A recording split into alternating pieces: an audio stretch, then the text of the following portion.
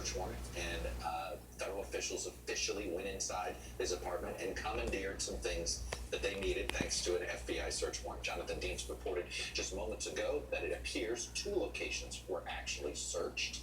This development represents a significant escalation in a criminal investigation stemming from Giuliani's dealings with Ukraine, because it means a judge would have had to approve a search warrant on the basis that it is reasonably likely a search would turn up evidence that a crime was committed.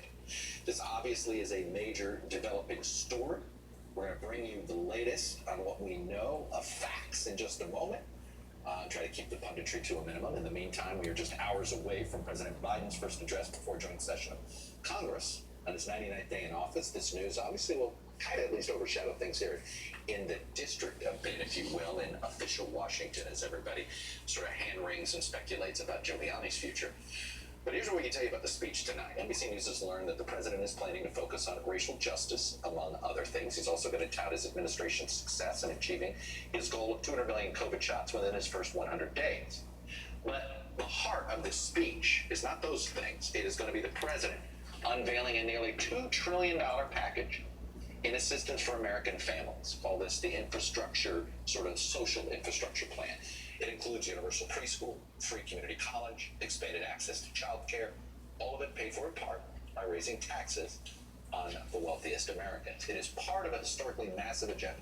This White House might be thrilled to get even half of it through Congress, and maybe that's what they're doing here. Throw as much at the wall as you can and see what makes it through.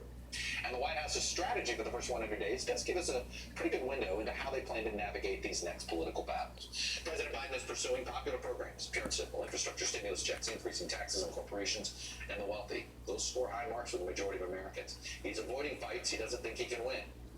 With Republicans in Congress opposed to most of his plans, he is not looking to increase his political enemies by even picking fights with Big Pharma or the health insurance industry, let alone what one could argue is a tepid response on what they think they can get done on guns. And next, as we said, he is going big on what he thinks is popular.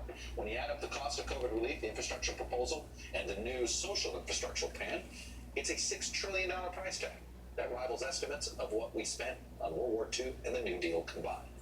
And finally, President Biden is flooding the zone with these policy proposals. With midterm election fever hitting Congress earlier and earlier, the president knows his window for passing any legislation gets smaller and smaller. You get 1 year to pass things, 3 years to defend it. So joining me now, NBC's chief White House correspondent, Peter Alexander. Garrett Haake is on Capitol Hill. You, Michelle Sindor, is the White House correspondent for PBS NewsHour and an MSNBC contributor. And Peter, I want to start with you because I had somebody just a few minutes ago email me this going, you think they could have approved the raid on Giuliani tomorrow rather than today?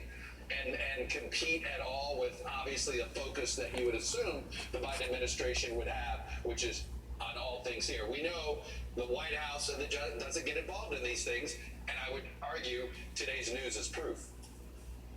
Yeah, no, I mean, here's the bottom line, though, right? It also does sort of underlie one of the biggest differences between what we're witnessing these days and we'll see tonight and what the last 4 years looked like. For a lot of Americans, this will be one of the limited number of times they've probably heard from President Biden himself since his inaugural address. So you're seeing much more discipline versus the disruption, of course, of the last 4 years. But this is an opportunity that this president was hoping to speak to a wide swath of Americans right now, enjoying an approval rating from Mark Poller, roughly 53%. Remember, he won 51% of the popular vote, so hovering right about where he was when election season was taking place here. And as you know, what they said when the COVID relief bill was being fought over, the president said the real risk wasn't going too small. Again, here they are making sure they avoid that risk. He is going big and bold across the board on these things, as you just laid out. It'll be $6 trillion in new spending the president will have proposed so far.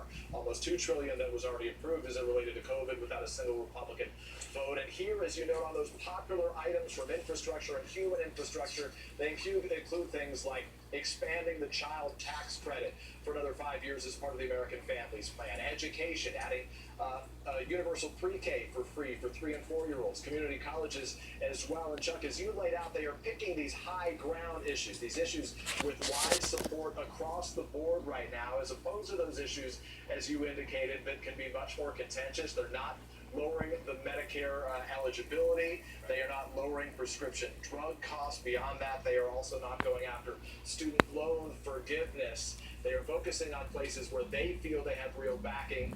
And from Anita Dunn, one of the president's top advisors here, a memo that was obtained by NBC News saying that they believe the American people agree with the way they want to spend this money, or the way they want to pay for all of this by taxing the wealthiest of Americans, Chuck.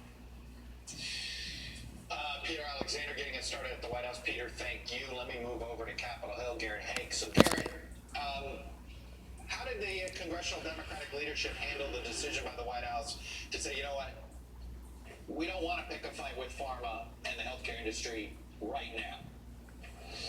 Well, look, I think leadership has the same goals here, which is to get something passed and to not have to beat their heads against the wall for the next year or so to do it. I think there will be elements within the Democratic Party that are frustrated by the lack of those items being included in this family's plan